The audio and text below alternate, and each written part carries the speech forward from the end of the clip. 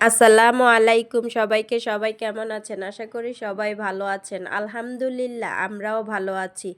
তো আমার আজকে ভিডিওটা এখান থেকে শুরু করছি। তো আজকে আমি চলে গিয়েছিলাম আমাদের এলাকার একটা বাজারে। গিয়ে দেখি সেখানে টাটকা টাটকা অনেক ধরনের অনেক সুন্দর সুন্দর মাছ উঠেছে। তো আর দেরি না করে আমি কিছু মাছ নিয়ে নিলাম। মাছগুলো হচ্ছে কিছু ঝাটকা মাছ আর কিছু সুরমা মাছ।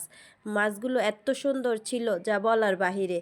বিশেষ করে সুরমা মাছটা অনেক ফ্রেশ ছিল আর ঝাটকা মাছটা ছোট ছোট ছিল কিন্তু খুব ফ্রেশ ছিল।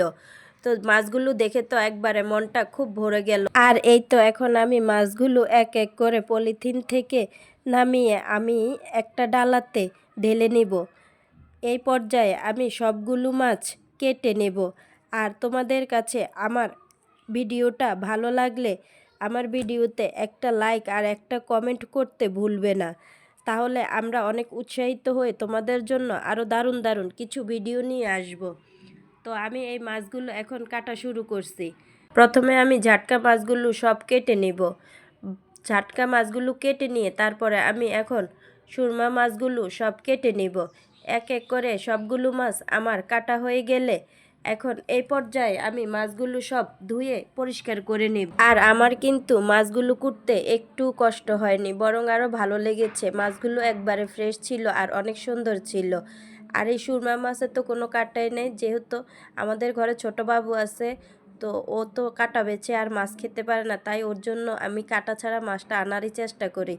আর এই তো এখন আমি মাছগুলো সব এক এক করে ধুয়ে নিব। প্রথমে সুরমা মাছটা ভালো করে ধুয়ে নিচ্ছি। আর এই মাছগুলো ধুয়ে রাখলে হয় কি, মাছগুলো থেকে কোনো গন্ধ আসে না। রক্তের একটা গন্ধ আসে ফ্রিজে রাখলে, তো আর এই গন্ধটা আর আসে না। আর ফ্রিজটার ভিতরেও রক্ত পড়ে না, ফ্রিজেও নষ্ট হওয়ার কোনো চান্স থাকে না। তাই আমি সবসময় চেষ্টা করি একটু কষ্ট হলেও মাছগুলো ধুয়ে কুটে বেছে রাখার জন্য। আমি মাংসটাও সেম একই প্রসেসে রাখার চেষ্টা করি। মাংসগুলো আমি কখনো এভাবে রাখি না, সবসময় ধুয়ে পরিষ্কার করে রাখার চেষ্টাটাই করি। আর এখানে এই তো দেখো আমি এখন ঝাটকা মাছগুলো নিয়েছি। এখানে কিছুটা মাছের গায়ে আষ্টে লেগে আসছিল, তো এই মাছগুলাই আমি সুন্দর করে এক এক করে ধুয়ে নিচ্ছি। আর আজকে রান্নার জন্য আমি কাঁচামরিচ, টমেটো আর কিছুটা পেঁয়াজ নিয়ে নিয়েছি। আর এগুলা দিয়ে আজকে মাছের ঝোল করব। আমার আজকের ভিডিওটাই পর্যন্ত। সবাই ভালো থাকবেন। আল্লাহ হাফেজ।